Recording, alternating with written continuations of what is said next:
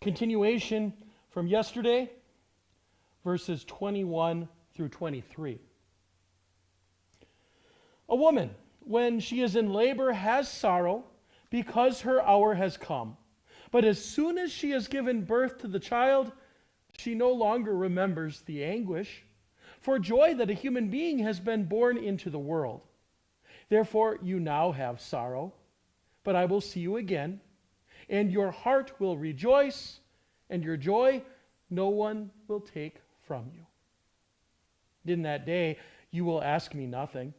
Most assuredly, I say to you, whatever you ask the Father in my name, he will give you. The word of the Lord. And now a continuation, a third portion of Luther's Hauspostel, a sermon from 1531. In the third part of this gospel, the Lord introduces the example of the woman who is in labor in order to strengthen this teaching. Consider a woman about to give birth when her agonies increase. Women know this better than we can speak about it, yet we know from their experience that the distress is great, since many die in the process. In short, it was a great cross which God laid on woman in paradise after the fall. Yet consider the woman about to give birth, says Christ. Her laughter is stifled. She sees no end to her pain, nor can she say for sure whether or not she will give birth to the child. But her thoughts and words run like this: may God help me. May God uphold me. May things go for me as God wills.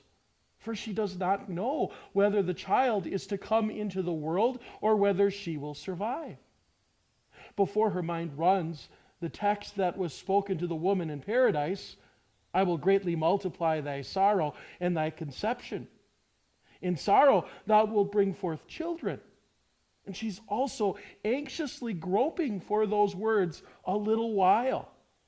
Still, she clings to hope and expectation, though it might continue on 2 or 3 days before she will ultimately be relieved of the pain.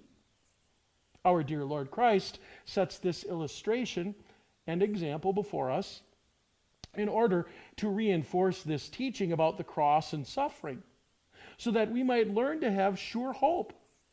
For he speaks here of a woman who is giving birth, not about one who has come through the delivery.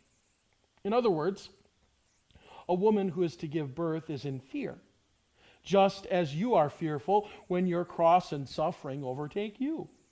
But in her fear, she is unable to add the words a little while. For her, the word is, in sorrow you are to bear children. But she does not have the promise that says she will successfully bear the child. However, in your suffering and sorrow, you are to add the word a little while. For you see that this woman about whom I am speaking about the woman who has delivered, is in labor a short time and has come safely through. For this you have the promise and the pledge, which the woman does not have, namely, that your sorrow will endure a short while, and afterwards will turn into joy. Were that woman in travail to have had the promise which you have in your suffering, she would not have been in emotional anguish, but she must sorrow because she does not know whether she will successfully deliver. You, however, keeping the example of the woman in mind, should lay hold on the promise, which for you is certain and cannot fail. Therefore, when temptation, sorrow, and suffering come, and we are engrossed in serious thoughts about all of it, we should then remember that we are in travail and labor. What should we do? Should we do like the woman who does not know whether she will be delivered of a child and survive the birth or die? No, because a woman does not have the promise we have.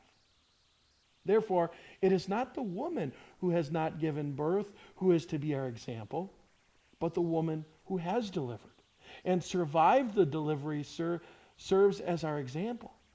Just as certain as there is great joy for the woman who has borne a child into the world and is now free of her pain, so certain should we be that joy follows upon our weeping and mourning. A woman, before she is delivered, can well be lacking this because she has no promise. But we do have a promise, and it is most certain. But now, what actually happens as we seek to apply this truth? Well, when sadness and suffering do occur, our beloved and tender flesh and our noble reason rise up to object. When will this suffering come to an end? Everything will be forever lost. After all, flesh and blood and natural reason can only decide and judge according to the senses and the feeling. We feel the hurt of suffering and focus our eyes on those who caused the suffering.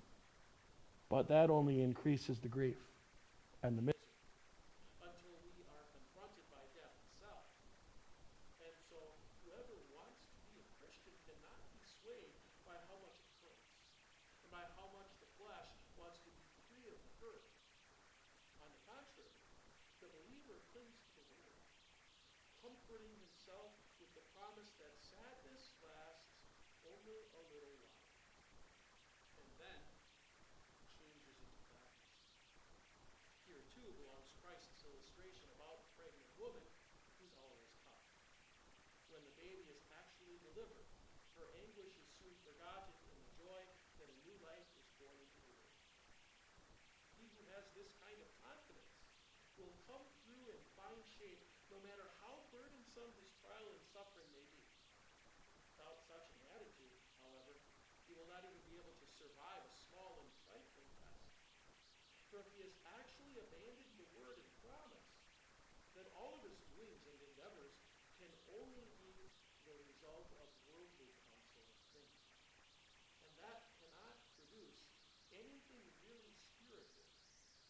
If Christ is not present with his comforting and certain promise impressed on the heart by the Holy Spirit, all is lost. In times of distress and misery, a man's thoughts can consume and destroy him. Left to his own devices, he simply cannot work his way through his problems.